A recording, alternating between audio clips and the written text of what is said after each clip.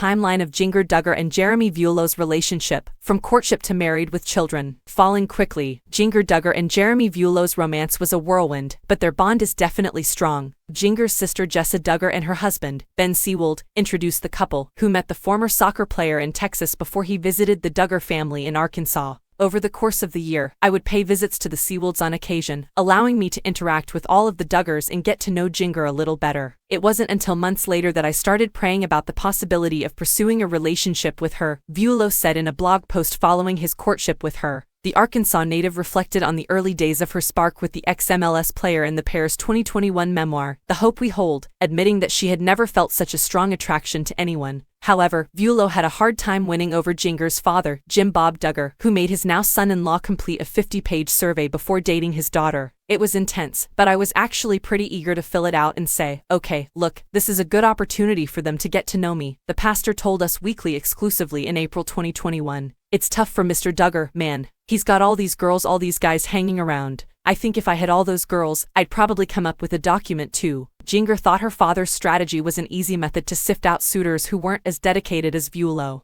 Because we're so well known, with bad intentions, like, oh, I want to be on TV, she explained to us. To be fair, I think is a good thing to quickly sort through. I mean, if someone is sincere, will they even give them the time of day? After obtaining Jim Bob's blessing, the couple began dating and announced their engagement in July 2016. They married 3 months later. Before the wedding, both Jinger and the Pennsylvania native had reservations. There was a couple of ups and downs, and there was a moment where it did seem like the relationship was a no-go at that point.